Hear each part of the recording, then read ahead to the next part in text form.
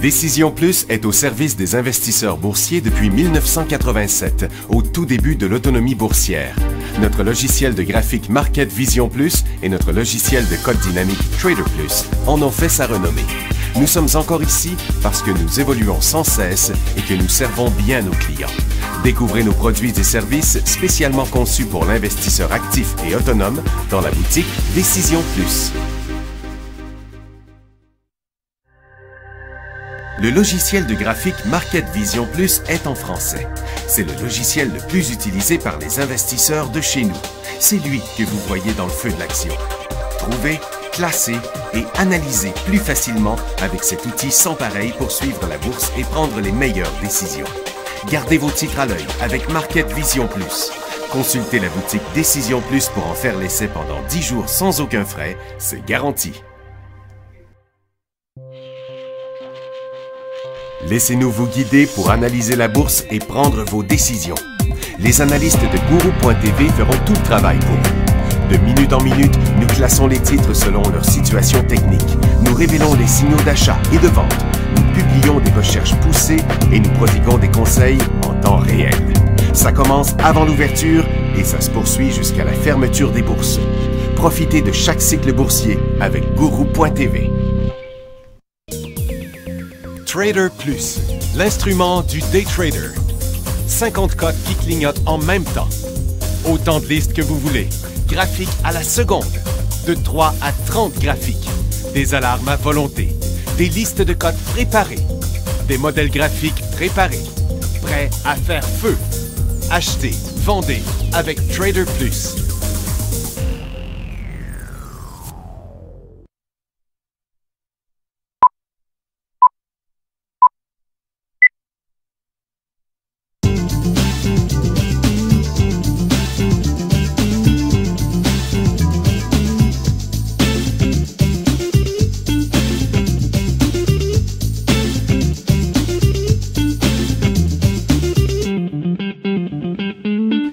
Bonjour tout le monde, bienvenue dans le feu de l'action. OK, on est le 20 avril 2015 et les marchés américains sont en forte hausse. Pourquoi? C'est parce que la Banque centrale de Chine a réduit le ratio des réserves obligatoires pour toutes les banques de 100 points de base à 18,5 %. Ça libère 200 milliards en liquidité dans les banques chinoises. Bon. La Chine n'a pas monté pour ça, là, parce que c'était la nouvelle. Ils ont sorti la nouvelle après. En fait, la Chine était en baisse. Puis ils ont sorti la nouvelle après que le marché était fermé. Donc, ce soir, ça va monter fort. Et puis, pourquoi ça monte comme ça aux États-Unis? Parce que ça a l'air d'un plan de relance là, pour la Chine. Fait que si la Chine va bien, les États-Unis iraient bien aussi. C'est pour ça que ça a remonté. Ça fait que ça reste bien volatile. On a atteint un creux sur le dollar américain, qui est un creux multiple, dans le fond. Ça fait que les chances, quand même, que ça remonte au cours des derniers jours sont très, très présentes. Mais là, ça va. On n'aura plus vraiment d'effet dollar américain le temps qu'on ne sera pas sorti de ça. Le Japon s'est corrigé. La Chine, avant la nouvelle, se corrigeait. Mais comme ils ont sorti leur nouvelle après, ça a eu la même influence sur l'Europe qui a rebondi. Et sur le marché de Nasdaq qui a complètement annulé sa cote de vendredi. Donc, on est revenu exactement à l'endroit où on était avant la chute de vendredi. Sur le Dow Jones aussi, on va le regarder avec le vrai indice, là. Pour le Dow Jones aussi, comme vous voyez, la cote 242 points après une baisse similaire vendredi. Et puis, le marché canadien, lui, a monté fortement à l'ouverture. On va mettre ça ici avec 250 fois une minute, là. Comme ça. Ça a monté fortement ce matin. Tout de suite après, à partir de 10 heures, ça a recommencé à chuter. On a rebondi, puis là, il semble qu'on va repartir encore par en bas. Ça fait que ça coïncide pas trop, là. Pourquoi le marché américain monterait, puis le marché canadien ne montera pas? Bizarre, excepté que pour ceux qui sont dans le très court terme, on parle d'une grande volatilité. Je pense que ma prévision de la semaine dernière commence à avoir l'air de ce qu'on pensait là, du côté des titres d'énergie. On va regarder ça tout de suite après. On va commencer par les quelques résultats financiers. Hasbro qui avait décollé jeudi, boité. On voit, vous savez, vendredi, les marchés américains plantaient. Là. Hasbro ne plantait pas. Il avait décollé jeudi. Puis là, ben, maintenant que c'est passé sur la correction de vendredi, avec la nouvelle d'aujourd'hui, bien là, c'est là qu'Hasbro s'est été lancé. Royal Caribbean, je ne le comprends pas, il attendait 14 cents, ils ont eu 20 cents de profit, mais le titre est en forte baisse. Morgan Stanley, 79 cents à 85 cents. Donc, c'est un meilleur résultat, puis le titre bouge presque pas. C'est quand même drôle, hein? Nokia, lui, il est en chute depuis plusieurs jours, à côté sur un support de l'année, là. C'est pas rien.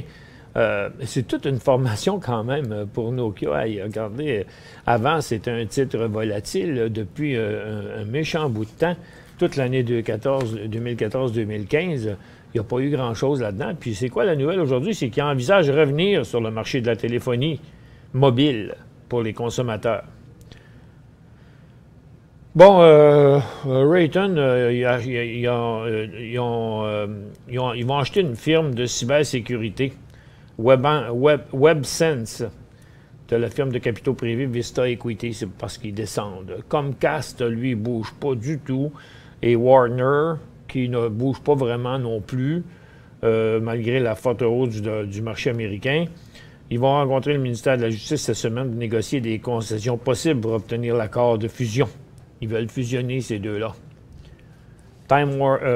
Costco augmente son dividende à 40 cents. Ça fait rebondir un petit peu Costco. Bon, il n'y a pas grand-chose dans les nouvelles américaines à part de ça. Monarch regroupe plusieurs veines aurifères en profondeur. Puis Ressources Monarch, qu'on a reçu ici à une couple de reprises. Le titre est un petit peu plus actif dans ses volumes depuis un petit bout de temps.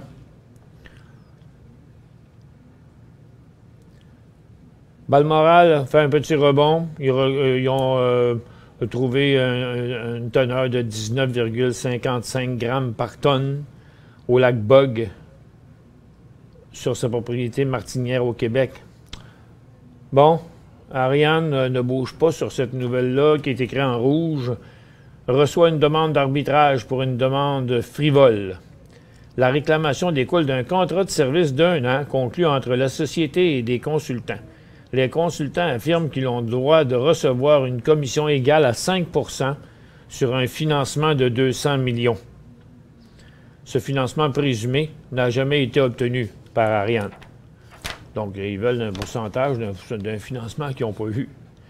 QMX signe une entente définitive pour la vente du projet Snow Lake. QMX ne bouge pas vraiment non plus. Donc, il n'y a pas grand-chose dans les nouvelles aujourd'hui. Bon, regardons notre marché américain, c'est-à-dire le pétrole. Le pétrole, il se tient. Donc, les 3 derniers, on va regarder ça sur une perspective un petit peu plus longue. Là. Vous voyez, on avait une tendance haussière, une intra-séance, même qu'elle a accéléré. Puis là, on est à un plafond important. Donc, pour l'instant, le pétrole ne montre pas de faiblesse. Le cycle sera inversé en bas de 19,50 $, mais à 20,25 $, il serait dans un nouveau cycle haussier.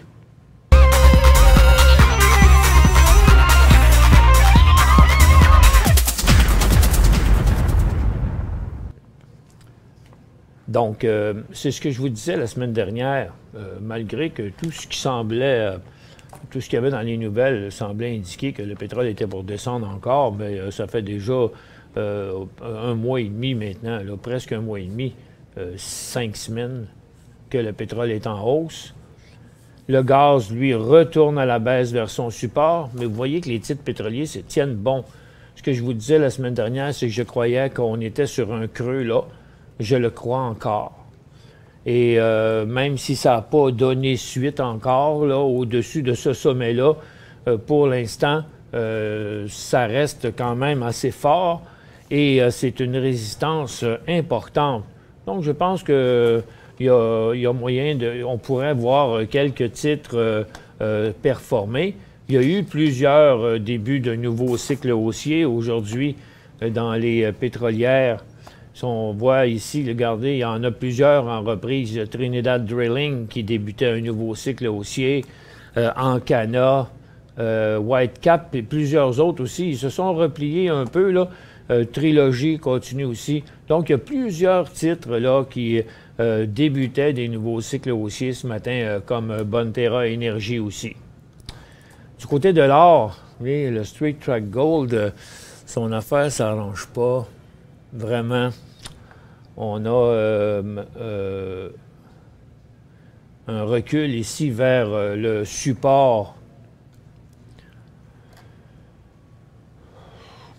C'est encore un peu plus que ça, puis on va tomber en cycle baissier. Et les aurifères tiennent le coup quand même malgré tout.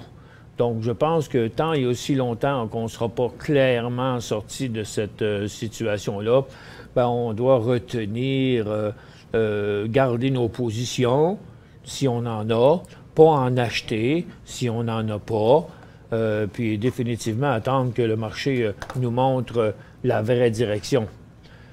Les minières ont sauvé leur support, donc on conserve les positions ici aussi.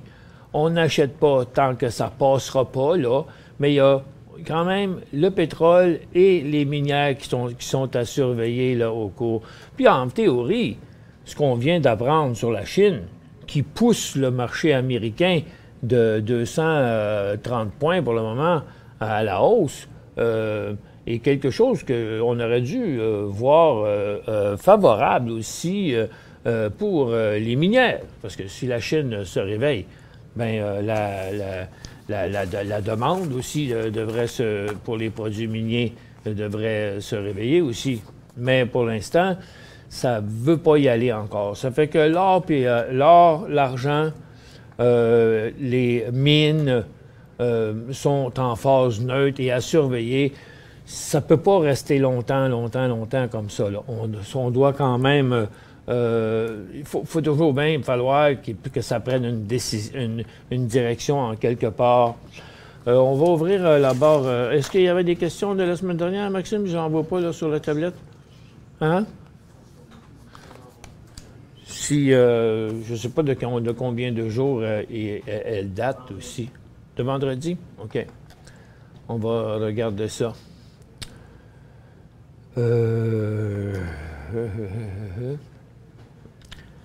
Tiens, on va voir, on va jeter un coup d'œil sur les autres secteurs. Tiens, quelque chose ici. Bon, les services aux collectivités aux États-Unis, il y a eu un mouvement ce matin. Puis au Canada aussi, là, ça pousse un petit peu. Mais c'est le seul secteur au Canada qu'on a haussier. Je vais faire une mise à jour juste au cas où, là, pour voir si ça va progresser plus. Bon, là, pour l'instant, j'en ai-tu d'autres? Non, j'en avais rien qu'un, c'est ça, je n'ai pas d'autres. Le secteur technologique qui était en cycle baissier ne change pas son statut. Le secteur santé, c'est plus très fortement haussier, mais c'est-à-dire baissier, mais ça reste encore une petite baisse là, pour la journée. Les matériaux restent en baisse dans un petit cycle haussier. On ne va pas parler de fort marché baissier au Canada. Et les télécoms restent aussi baissiers. La majorité des secteurs les plus importants, comme les services financiers, on n'a pas passé ça en cycle haussier encore. On attendait un nouveau haut parce qu'on se pense que c'est surtout l'effet marché américain là, qui est là ce matin. Regardez la consommation discrétionnaire qui avait rebondi. Maintenant, a tout perdu ce qu'elle avait gagné. Donc, on ne voit pas trop de force là. Bon, dans le secteur industriel, avec une si importante résistance ici, à 197, une autre qui est juste là, ça devient bien difficile. Regardez comment ça fait longtemps qu'on n'a pas vu un secteur industriel faire autant de choses, de signaux bizarres, là. Le secteur industriel, Il monte, redescend. Là, ici, il descend, après ça, il remonte. Puis là, il rechute, puis là, il rebondit. C'est tellement incohérent qu'on dirait que même les institutions n'ont plus d'idée où est-ce que le marché s'en va. Le secteur énergie, le cycle, pour moi, est plus ou moins haussier, là, mais là, encore une fois, un nouveau haut, ça changerait bien les choses. Pour joindre Michel Carignan et son équipe par courriel, écrivez à michelcarignan@decisionplus.com. 5 bonnes raisons de gérer vos investissements avec Banque Nationale Courtage Direct. Des frais de commission fixes à 9,95 en tout temps pour tous les clients et à partir de seulement 6,95 si vous êtes un investisseur actif. Aucun frais d'administration annuel si vous détenez plus de 20 000 $ dans vos comptes. La possibilité d'ouvrir des comptes enregistrés en devise américaine. Des outils performants afin de faciliter vos prises de décision. Un service à la clientèle primé et un niveau de satisfaction parmi les plus élevés de l'industrie. Pour en savoir plus, visitez le bncd.ca ou appelez-nous dès maintenant. Décision Plus est au service des investisseurs boursiers depuis 1987, au tout début de l'autonomie boursière. Notre logiciel de graphique Market Vision Plus et notre logiciel de code dynamique Trader Plus en ont fait sa renommée. Nous sommes encore ici parce que nous évoluons sans cesse et que nous servons bien nos clients. Découvrez nos produits et services spécialement conçus pour l'investisseur actif et autonome dans la boutique Décision Plus.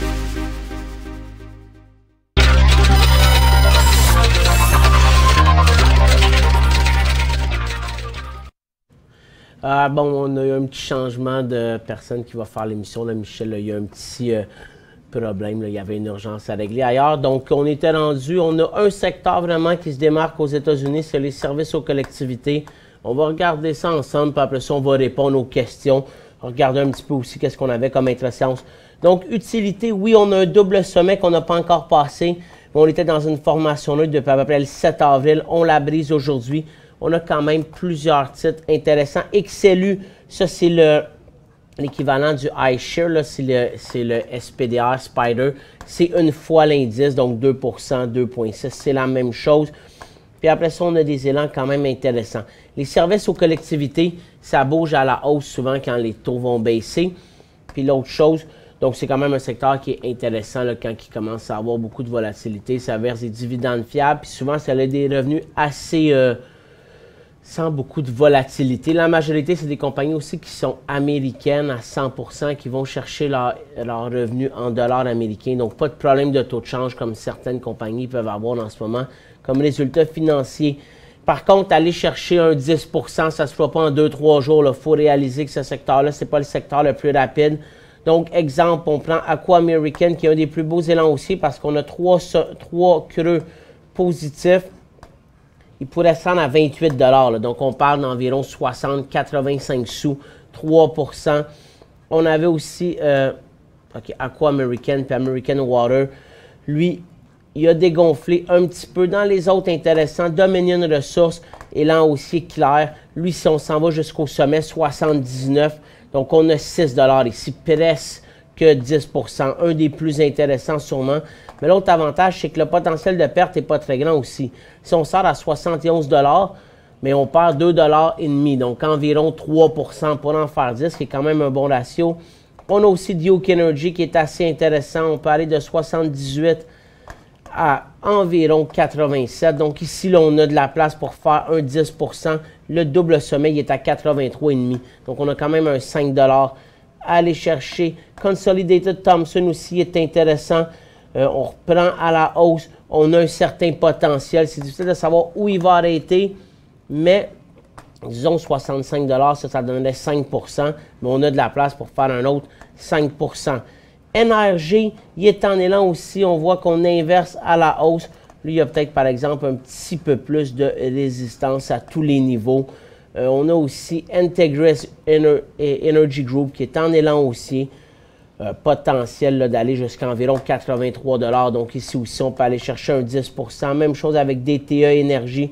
Un autre intéressant à cause de ces sommets, de ces creux positifs. Excusez-moi, à parler de sommet. 90 $. Donc on a 8 $ à aller chercher aussi. Après ça, c'est des titres qui ne sont pas encore en élan en formation neutre. AES, Excelon.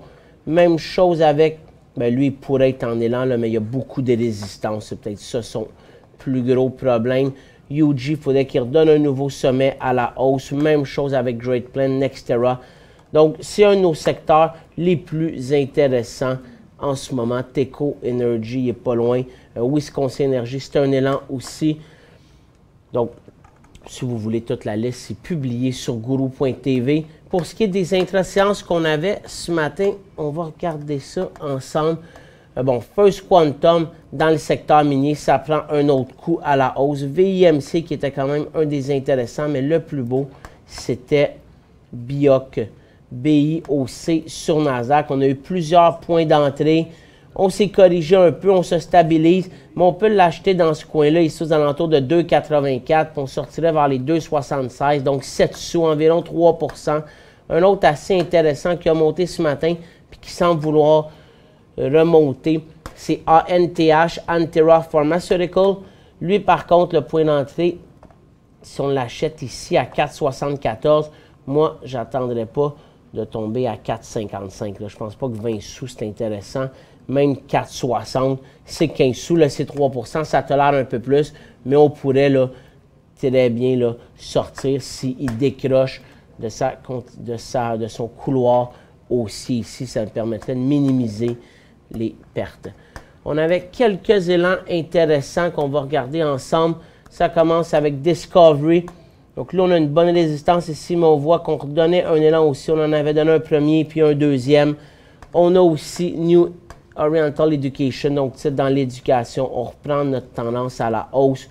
Point d'entrée un petit peu en bas de 25, donc on a une perte de moins de 5 % sur ce titre-là. On peut se rendre environ jusqu'à 27,50 $. On a aussi Altria Group, ça c'est un fabricant de cigarettes. Donc là aussi, en premier élan, deuxième élan, reprise de la tendance. Le sommet, c'est 4 $ de plus. Donc, c'est pas tout à fait 5 %. Duke Energy, je vous l'ai montré. Integris aussi. On a CO, China Cord Blood. Donc, titre dans la finance, ici, banque de dépôt. Le nom est quand même bizarre pour un titre de finance. Gros volume, on décolle. Si on retourne au sommet, ça paraît pas, mais on a un 10 % environ.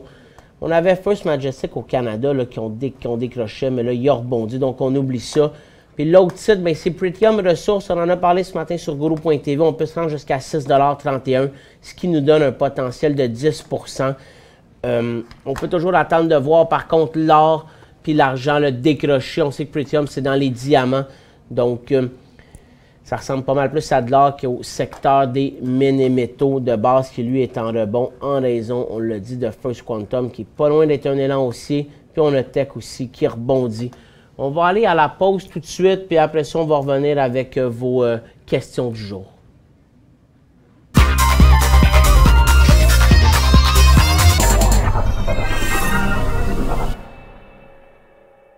Cinq bonnes raisons de gérer vos investissements avec Banque Nationale Courtage Direct. Des frais de commission fixes à 9,95 en tout temps pour tous les clients et à partir de seulement 6,95 si vous êtes un investisseur actif. Aucun frais d'administration annuel si vous détenez plus de 20 000 $ dans vos comptes. La possibilité d'ouvrir des comptes enregistrés en devise américaine. Des outils performants afin de faciliter vos prises de décision. Un service à la clientèle primé et un niveau de satisfaction parmi les plus élevés de l'industrie. Pour en savoir plus, visitez le bncd.ca ou appelez-nous dès maintenant. Laissez-nous vous guider pour analyser la bourse et prendre vos décisions. Les analystes de Guru.tv feront tout le travail pour vous. De minute en minute, nous classons les titres selon leur situation technique. Nous révélons les signaux d'achat et de vente. Nous publions des recherches poussées et nous prodiguons des conseils en temps réel. Ça commence avant l'ouverture et ça se poursuit jusqu'à la fermeture des bourses. Profitez de chaque cycle boursier avec Guru.tv.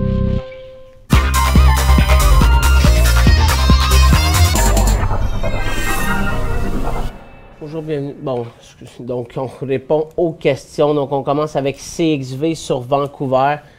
C'est des questions qui datent de vendredi. Donc vendredi, la personne demandait CXV sur Vancouver. C'est pas beaucoup de détails. Là, si vous voulez savoir c'est quand l'élan haussier, mais c'est aujourd'hui à 73 sous. Vous pourriez attendre 74 si vous voulez. Mais on est à peu près au sommet là, du 9 avril qu'on a fait ici. Donc, On a un point d'entrée. L'avantage avec un titre comme ça, c'est qu'on pourrait sortir aux alentours des 67-66 sous, ce qui nous donne un 6-7 sous de perte. C'est déjà 10 %, mais c'est un titre de croissance.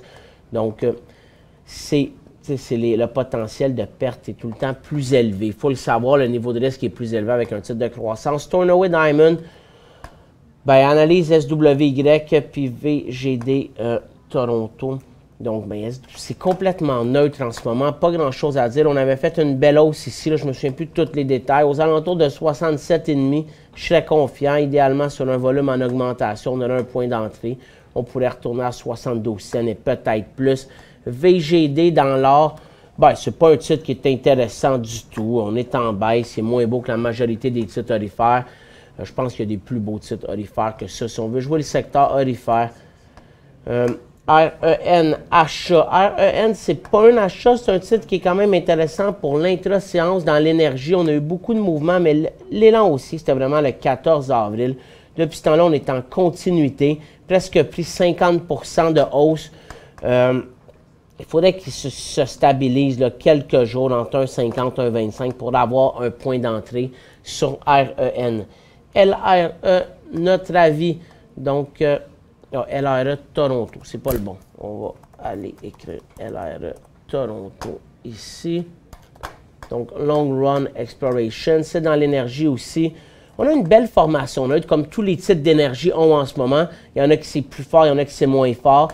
Le secteur puis le pétrole aussi sont dans une petite phase. Donc, j'attendais vraiment de voir un décollage. Mais ce titre-là, là, aux alentours des 1,3 $, 1,4 $, ça serait un point d'entrée. Il faut savoir par contre que c'est aux alentours des 90 sous le point de sortie. Donc c'est sûr que le potentiel de risque est plus élevé que sur un titre dans l'énergie qui est plus solide ou qui a une plus grosse valeur, là, parce que là l'écart va être moins grand, mais ce titre-là a quand même un fort potentiel. Grosse résistance, peut-être 1,23 $, 1,40 $, mais ça donne beaucoup de jeux. SSO, un achat. SSRI est en élan aussi, lui, aux États-Unis vendredi. Au Canada, il n'a pas passé, mais il est encore intéressant. Hein? Donc, aux alentours là, de 6,80 $, c'est un point d'entrée. On sort aux alentours de 6,25 $, qui nous donne quand même un 10 % de perte. Moi, j'attendrais de voir, là, bon, il faut faire attention, l'argent ne va vraiment pas dans le même sens, mais peut-être s'il y avait, là, c'est vraiment le titre le plus solide dans l'argent, là. J'aimerais bien en voir d'autres décoller ou peut-être aussi des titres orifères. On sait que l'or est quand même dans une plus belle formation neutre. Donc, j'aimerais ça, avoir d'autres confirmations que SSO, mais SSO à 6,88, 6,90, c'est un élan. Orbit, aujourd'hui, nous a montré un peu de faiblesse. Il décroche. S'il retourne à 25 sous, ça pourrait même être un élan baissier. Il sera en élan aussi aux alentours des 28 et 60, donc 0,286, donc à 20,29 sous. Le 29 sous, c'est clairement un élan haussier. Il n'y a pas de volume qui est intéressant en ce moment-là. Donc, j'attendrai sur l'orbite. Il n'y a aucune nouvelle qui m'indique que c'est un élan haussier prochainement. C'est plus près d'un élan baissier aujourd'hui. Levon Ressources, on est en baisse. LVN, un go, merci. C'était pas du tout un go vendredi, ce n'est pas plus aujourd'hui. Pour être un go, il faudrait qu'il se stabilise aux alentours des 45-48 sous, puis qu'il nous donne un point d'entrée vers les 50 sous. SDRL, je sors quand? Acheté à 11,80 $. Bon, mais vous l'avez, on est revenu à votre prix payé. Vous avez acheté à 11,80 $. Il est allé à 12,58 maximum. On parle tout le temps d'un profit, nous, entre 5 et 6 %. Donc, à 11,80 $, à 12,50 $, vous faites 70 sous, vous faites clairement plus que 5 %. Donc, moi, à partir de 12,50 $, j'aurais acheté. Puis c'est sûr que si je ne l'avais pas fait cette journée-là, le 15 avril, j'aurais fait le 16 avril. Si on regarde qu'est-ce que ça l'a donné, on va essayer juste de baisser un petit peu, là. Donc, le 15 avril, il est venu s'installer à 12,50 $, 12,60 $. Puis le lendemain, le jeudi, il a ouvert en baisse. Vous n'avez pas pris de profit sûrement ici, mais quand il remontait une deuxième fois, là, il fallait absolument profiter de cette occasion-là, si vous ne l'aviez pas fait ici, pour prendre un profit. En ce moment, je vous dirais que si vous êtes prêt à accepter une perte, on attend qu'il inverse complètement sa ligne de tendance. On parlait donc de 11,30 $. Si il n'aperce pas aujourd'hui, ça se peut qu'il aperce demain, puis à ce moment-là, il va y avoir une autre journée, puis ça va peut-être être plus haut. 11,30 maximum, on sort. Puis à partir de 11,60, s'il inverse sa ligne, dépendamment si c'est aujourd'hui ou demain, il pourrait être sorti. Si vous ne voulez pas de perte, mais vous sortez maintenant à votre prix payé. C'est la meilleure chose à faire. DV, achat long terme, ben, j'ai aucune idée pourquoi que... Je ne connais pas cette entreprise-là, donc achat long terme, je ne le sais pas du tout. Je sais qu'il y a une formation neutre ici. Ce n'est pas un titre non plus qui a beaucoup de Diversified Royalty Corp. Donc habituellement, c'est écrit dans le service aux environnements, là, mais c'est une compagnie de royauté. C'est un modèle, c'est-à-dire qu'ils reçoivent de l'argent, de choses, de brevets ou de n'importe quoi. C'est difficile à dire. Il y en a un élan aussi, en tout cas 2,86 $ sur ce titre-là. C'est tout ce que je peux dire pour l'instant. Que se passait? Ouais, Jean Coutu. On va aller répondre maintenant à ceux-là. Jean Coutu chutait vendredi là, de beaucoup. Il n'y a aucune raison qui explique cette baisse-là. J'ai regardé, j'ai vu qu'il en reparlait aussi en fin de semaine. Il n'y a aucune raison qui explique la baisse sur Jean Coutu en ce moment. Aujourd'hui, il a fait une tentative de rebond. Il a redégonflé. Il est plutôt stable. Que penses-tu de DEE, Delphi Energy? Je pense qu'il repense beaucoup aux autres titres d'énergie. Donc, lui, on aura un point d'entrée aux alentours de 1,90 $, 1,92 $ sur un titre comme celui-là. 1,85 $ environ. Puis on sortirait vers 1,67 $ sur l'inversement de notre tendance. C'est ce qui complète l'émission. Ce soir, on a IBM comme résultat financier au Canada, CNR puis Rogers Communications. Pour l'instant, on surveille énergie sur un nouveau sommet intra-séance. Le secteur va passer en cycle haussier. Ça va être intéressant. Là, on est complètement revenu. On conserve nos titres pour l'instant, mais tant qu'on n'a pas un signal clair, on n'augmente pas nos positions. C'est ce qui complète l'émission. Je vous souhaite tous une bonne journée. On se revoit demain à 11h30 dans le feu de l'action.